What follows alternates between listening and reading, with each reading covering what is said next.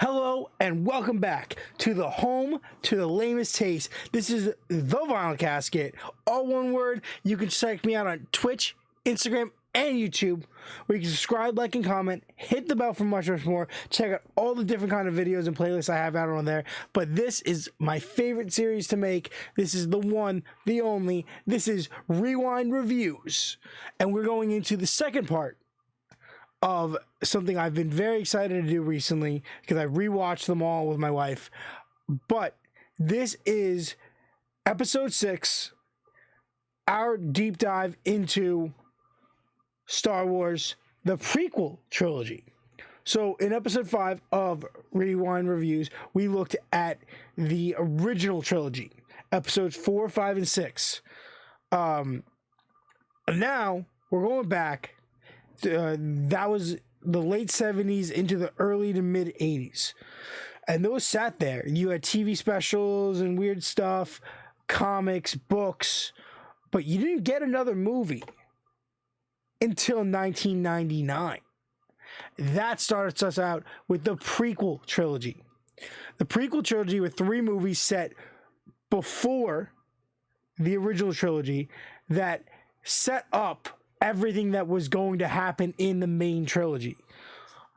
Starting with The Phantom Menace in 1999, we then got Attack of the Clones in 2002, and in 2005 we got Revenge of the Sith.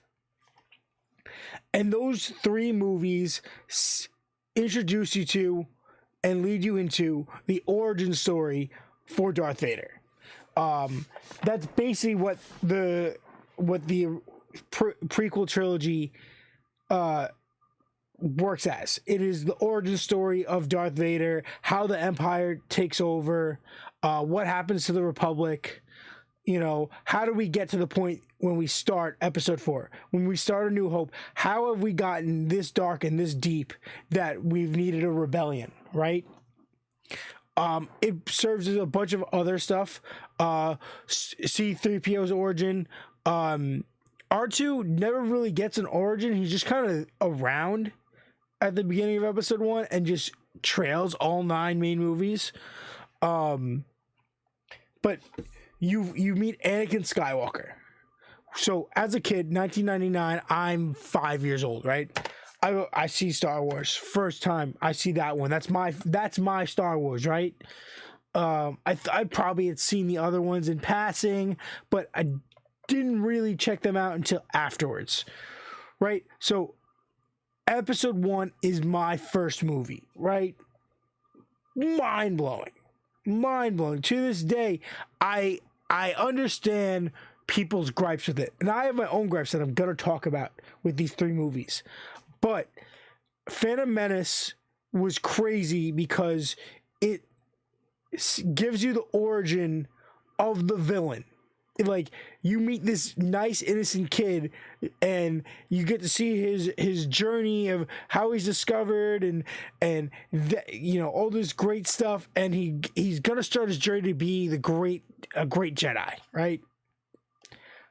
But that he is the one that takes over the universe and kills all these people. It's such a crazy experience. But yeah, Phantom Menace is an introduction to everybody. We lose Qui-Gon Jinn to what's his fucking name? Darth Maul. That's a crazy battle. We get the introduction of the double lightsaber there. Crazy fight. Tatooine. We're back on Tatooine because we're on Tatooine in the originals too. But we get the pod racing. We get the Y-wing. Not the Y-wing, the yellow fighter. We get introduced to Naboo. We get the crazy stuff with Naboo. We get the droids, which was not in the original trilogy. The droids are crazy. You get Jar Jar Binks, you get the Naboo people, you get all that, you get the Senate, all this crazy stuff. You meet Mace Windu for the first time. You get Yoda. It's crazy. Then in episode 2, Attack of the Clones, you get the build-up, the origin of the clones. What are, you know, they've said the Clone Wars in the original, right? But you don't know what that is. You get the start of the Clone Wars. You get General Grievous. I don't think he gets introduced until after. He doesn't. You don't see him until episode 3. But you get Count Dooku, which is crazy because then you find out that Count Dooku was the Padawan of Yoda, but he's the one that trained Qui-Gon Jinn.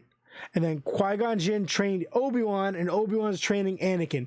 So you get this like lineage, and it's kind of crazy. You think about it when you realize by rewatching this, and you're like, wait a minute. So Yoda, Sith, Qui-Gon, Obi-Wan, and then Anakin becomes a Sith. Like, that's wild to me. But yeah, you get this whole develop. You also like the senator, you know, he becomes the chancellor, and then he becomes Darth Sidious in episode 3.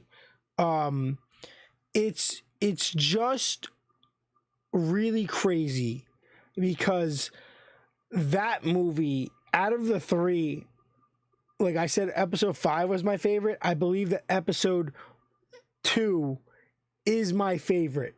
The whole origin story behind the clone army, Jango, and the development of what becomes Boba Fett. It's just so interesting, right? And the fight scenes, the Coliseum scene is so crazy. All that stuff is nuts. All those Jedi fighting. And then you get episode 3, which is cool. It's really Anakin's descent into the dark side. We're at the end of the Clone Wars. Shit's about to go down. They're about to win, and then Order 66. The clones turn on everybody. Anakin turns on Obi-Wan. Padme dies during birth. You know, the whole scenario. The twins come, they get sent away. You get the whole setup for the next trilogy.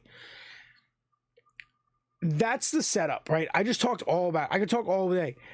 I love it, right? The trilogy is itself, the prequels, people shit on it, have always shit on it. I don't think it's that bad. I think episode 1 is a little iffy, but the rest of it, Hayden Christensen's acting is a little brickish. But I think that's supposed to, because Darth Vader talks so weird. I think that was like the translation, the evolution. Like, you did that on purpose, and it makes sense. So, as a whole, let me say the one issue. I think that they shouldn't have put that young of a kid as Anakin in the first movie. I think that was a big mistake. You had, what's her name? Natalie Portman played Padme in all 3. There was the age evolution from episode 1 to episode 2 is insane. It's wild. And the fact that Natalie Portman looks the same throughout all 3 films and then they end up together always, because like it doesn't make sense. The age thing doesn't make sense. That's my biggest gripe. Everything else I'm okay with. Everything else, because obviously there's a lot of characters that don't get enough spotlight, but if you watch the animated series Clone Wars, they all get enough spotlight and development, and that's fine. I'm going to give the trilogy as a whole, I'm going to give it a 4.3. I'm going to give it a 4.3. I think it could be a 4. Episode 2 is a 4.5. Episode 1 is like a 3... a 3.7, 3.8. And that's episode 1. Episode 1 is like episode 1, 3.7, 3.8. Episode 2, 4.5. Episode 3, 4.1. And that's my ratings. As a whole, I'm gonna give it a 4.4. Yeah, I said 4.3. I'm gonna go to 4.4. I'll give it as a whole. I'm gonna give it a 4.4. That is my overview reaction of rewatching for the 1,000th time the prequel trilogy from Star Wars, episodes 1, 2, and 3, Phantom Menace, Attack of the Clones, and Revenge of the Sith. I highly suggest you guys watch it again if you haven't in a long time. It isn't that bad. I know a lot of people want to say it's awful. It's not that bad. It's pretty solid, honestly, in my opinion. With that being said, guys, this is the Vinyl Casket, home to the lamest taste. You can check me out on Instagram, Twitch, and YouTube, all at one word, the Vinyl Casket. We can subscribe, like, and comment. Hit the bell for much, much more. Do me a massive favor and stay lame.